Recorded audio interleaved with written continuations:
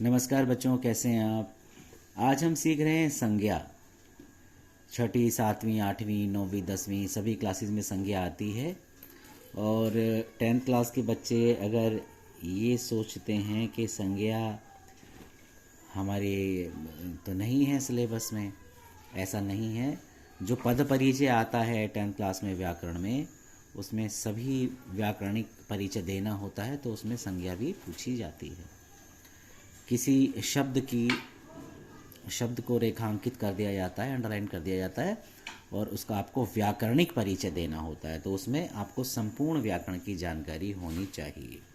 इसीलिए सभी इसको ध्यानपूर्वक देखेंगे। संज्ञा आप जानते हैं बच्चों, किसी व्यक्ति, है ना, किसी व्यक्ति, प्राणी,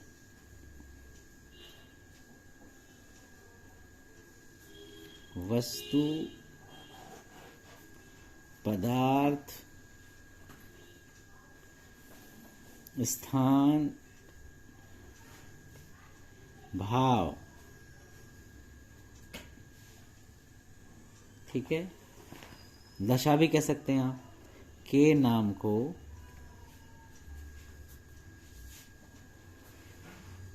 संज्ञा कहते हैं।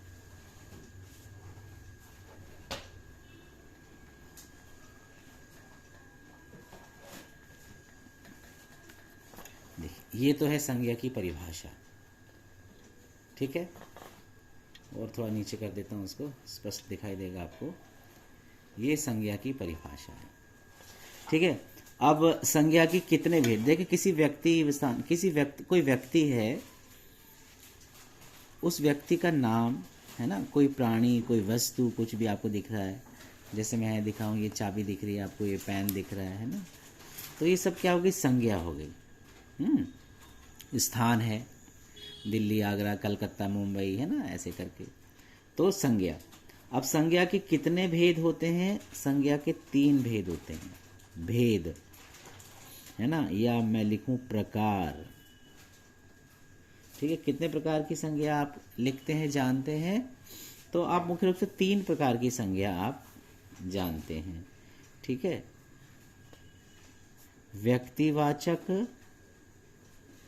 व्यक्तिवाचक संज्ञा, नंबर 2 जातिवाचक, देखिए ता पे छोटी की मात्रा है, एक ही शब्द है, जातिवाचक संज्ञा। और नंबर 3 हो गया भाववाचक। देखिए मुख्य भेद हैं। कहीं कहीं पर कुछ विद्वान लोगों ने क्या कर रखा है कि जो जातिवाचक संज्ञा है ना, इस जातिवाचक संज्ञा के भी 2 उपभेद कर दिए हैं, और एक का नाम दे दिया द्रव्यवाचक, एक का समूहवाचक, है ना। लेकिन वो हैं इसी के उपभेद, लेकिन मुख्य जो ब्रॉड डिवीज़न है तो यही है, व्यक्तिवाचक, जातिवाचक, भाववाचक। तो आप यही कहेंगे संज्ञा के प्रकार कितने हैं? 3, व्यक्तिवाचक, जातिवाचक, भाववाचक, ठीक है। अब व्यक्तिवाचक में देखिए आप, जैसे व्यक्तिवाचक, ये एक ही शब्द बच्चों, संज्ञा। व्यक्तिवाचक संज्ञा आप जो है ना, जैसे व्यक्ति, जैसे किसी का नाम मान के चलिए, जैसे किसी का नाम है रमेश, नाम है ना, देखिए, या मैं नदी का नाम दूं, है ना, यमुना, पर्टिकुलर नाम है ना, देखिए, है ना, या हिमालय पर्वत है, देखिए, हिमजमालय, हिमालय, है ना। तो ये क्या हो गई? व्यक्तिवाचक संज्ञा हो गई।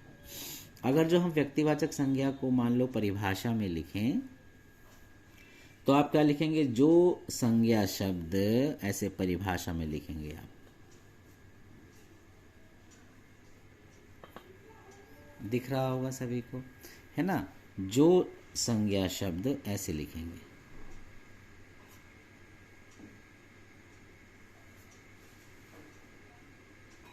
जो संज्ञा शब्द किसी व्यक्ति, है ना, और प्राणी, अच्छा इसमें विशेष और जोड़ना चाहिए, व्यक्ति विशेष,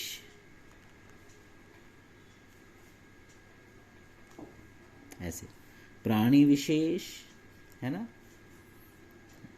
वही स्थान विशेष, वस्तु विशेष,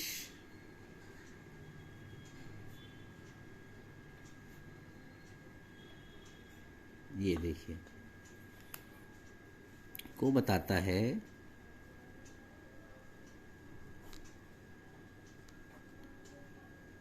ठीक है। तो उसे आप क्या कहते हैं? उसे व्यक्तिवाचक संज्ञा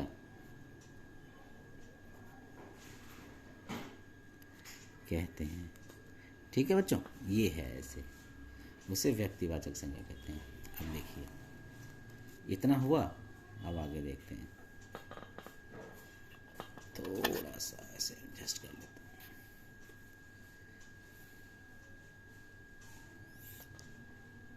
आगे देखते हैं।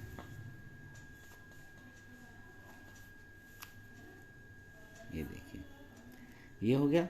अब इसके उदाहरण से आप जैसे समझ लीजिए, है ना, जैसे मैंने बोला था व्यक्ति किसी का नाम है, अक्सर जैसे गांधी जी का नाम लिखा जाता है, महात्मा गांधी, है ना, आजकल अंकी बिंदी आती है गांधी जी पे, ये हो गया मानकीकरण।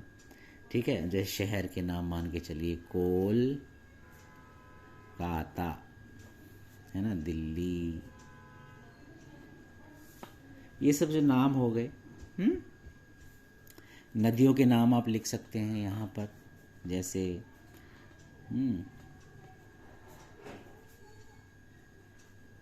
सरस्वती, गंगा, ऐसे नदियों के नाम लिख सकते हैं।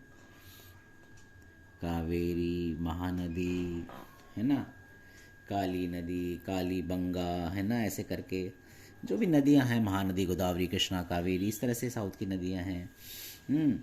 तो ये जो नदियां हैं इस तरह से, ऐसे ही देश के नाम भी व्यक्तिवाचक संज्ञा में आते हैं।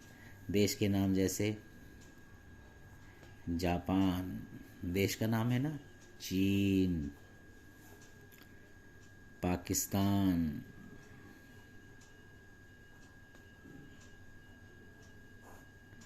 और रूस, ये देश के नाम है, मतलब अमेरिका, इस तरह से देश के नाम, ये नदी के नाम, ये देश के नाम हैं। नदी लिख देता हूँ यहाँ, देश। तो ये भी किस में आ गए? व्यक्तिवाचक संज्ञा में आ गए हैं बच्चों। ऐसा परीक्षा में पेपर पूछा जाए कि ये कौन सी संज्ञा है, तो आप बता सकते हैं कि ये जो है व्यक्तिवाचक संज्ञा है। ऐसे ही मान के चलिए, अगर जातिवाचक का पूछा जाए, जातिवाचक कौन से शब्द हैं, तो जातिवाचक भी आप सकते हैं। जो संज्ञा शब्द किसी प्राणी, वस्तु, पदार्थ की जाति का बोध कराएं, है ना, जाति। अब देखिए जाति पे छोटी की मात्रा आएगी, जातिवाचक, ये लिख रहा हूँ, संज्ञा है जातिवाचक संज्ञा। अब यही है जो संज्ञा शब्द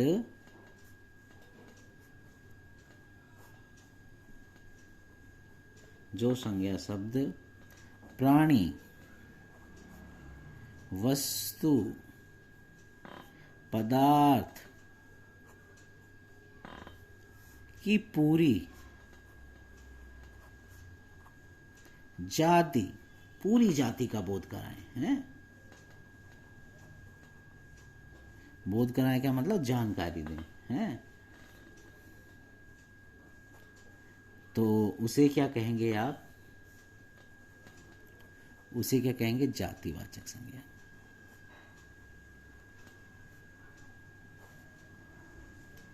अब देखिए यहाँ पर मैं लिख रहा हूँ, जैसे मैंने जापान, चीन, पाकिस्तान, रूस लिखा था, इनके लिए अगर मैं एक शब्द लिख दूँ देश, तो इसमें पूरी समा गए नहीं, तो ये जातिवाचक संज्ञा शब्द हो गया, है ना। ऐसे ही जैसे कलकत्ता, मुंबई, पटना, हैं, और ग्वालियर, ऐसे जो बड़े बड़े शहर हैं, कलकत्ता, महाराष्ट्र, इनके लिए अगर मैं एक शब्द लिख दूं शहर, तो इन शहरों की एक जातिवाचक हो गया। सभी शहरों को एक इनके लिए कॉमन शब्द बना दिया हमने, है ना, तो शहर जातिवाचक संज्ञा शब्द हो गया। ऐसे ही पर्वत, अलग अलग तरह के जो पर्वत हैं उनके लिए एक शब्द हमने लिख दिया पर्वत। शहर मैं लिख दिया मैंने गांव, अलग अलग गांव हैं लोगों के, इनके लिए मैंने लिखा गांव, गांव गया हूँ, गांव देखिए जातिवाचक संज्ञा शब्द है। लड़का है ना, अलग अलग भेद हैं, लड़का। पुस्तक, अलग तरह की पुस्तकें, इनके लिए एक शब्द लिख दिया मैंने पुस्तक, जो पुस्तक की जाति को समाहित किए हुए है, तो पुस्तक भी जातिवाचक संज्ञा शब्द हो गया है। तो इस तरह से, अच्छा मैं एक बात यहाँ पे और बताना चाहता हूँ आपको कि जो बड़े बड़े व्याकरण आचार्य हैं जिनको वैयाकरण बोलते हैं, वे कहते हैं कि ज़्यादातर शब्द जातिवाचक संज्ञा ही होते हैं। एक बहुत बड़ी विचित्र बात बताता हूँ आपको। जैसे मैंने आपके लिए लिखा, आपके लिए कुत्ता, बिल्ली, ठीक है, और शेर, देखना ऐसे शब्द मैंने आपके लिए लिखे। लोमड़ी, ये शब्द लिखिए। अब उसमें इन शब्द के लिए अगर जो मैं एक शब्द लिख दूं, क्या, जानवर, ठीक है, तो ये क्या हो गया, ये व्यक्तिवाचक, ये जातिवाचक। ऐसा हम छोटे बच्चों को समझाते हैं। पर ये बताइए क्या शेर अकेला जातिवाचक नहीं है क्या? शेर के अंदर भी शेर की प्रजातियां होती हैं, इसलिए शेर भी जातिवाचक है। बिल्ली भी अलग तरह की होती हैं, कुत्ते भी अलग अलग तरह की होते हैं, एलिसेशन है, बुलडॉग है, पिटबुल है, पग है, लोमड़ी भी ऐसे होती। तो इसी तरह से हमने क्या किया कि ये छोटे बच्चों को तो हम सिखाते हैं कि ये व्यक्तिवाचक संज्ञा है, लेकिन एक्चुअल में ये शब्द भी जातिवाचक ही होते हैं। इसीलिए जो बड़े बड़े व्याकरण आचार्य हैं उन्होंने कहा है कि ज़्यादातर शब्द प्राय जातिवाचक शब्द ही होते हैं। ठीक है, तो ऐसा हम सीख रहे हैं और मान के चल रहे हैं। ठीक है, जातिवाचक हो गया। आगे चलते हैं और आगे हम लिखते हैं क्या, कौन सी संज्ञा रहेगी, भाववाचक। पूरा पेज आ रहा है, भाववाचक संज्ञा, भाववाचक। अब देखिए इसमें भाव दिखाई दे रहा है आपको। जो संज्ञा शब्द किसी गुण, धर्म, स्वभाव, दोष, दशा, भाव का बोध कराते हैं। लिख देता हूं, जो संज्ञा शब्द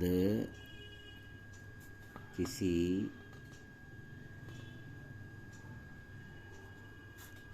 गुण,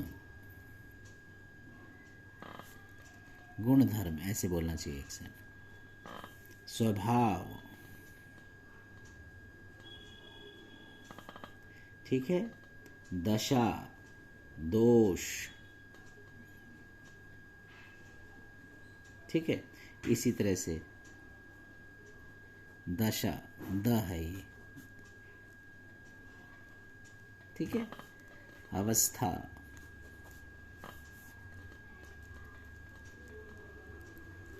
ठीक है जी, अवस्था आदि का बोध कराते हैं तो उसे हम भाववाचक,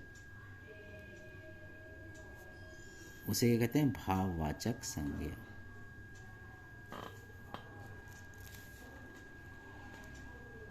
उदाहरण देखिए, भाववाचक के उदाहरण, जैसे उदाहरण, ये बहुत ज़रूरी है। जितने भी उदाहरण मैं लिखवा रहा हूँ सब आप अपनी कॉपी में लिखकर याद करेंगे। उदाहरण जैसे मैंने लिखा सच्चाई, देखिए एक भाव हमारे मन में पैदा हुआ, एक चित्र सा हमारे मानस पटल पर अंकित हुआ, है ना। ऐसे ही ऊंचाई, बुढ़ापा, बालकपन, देखिए है, ये सारे शब्द क्या दिखा रहे हैं, प्रेम, घृणा, है ना। तो ये क्या दिखा रहे हैं, एक हमारे मानस पटल पर ईमानदारी, हमारे मानस पटल पर एक जो है ना चित्र सा अंकित हो रहा है। ठीक है, तो ये दिखाता है कि ये भाववाचक संज्ञा है। एक उदाहरण देखिए, जैसे मैंने लिखा बुढ़ापा, देखिए बड़ा कष्टदायक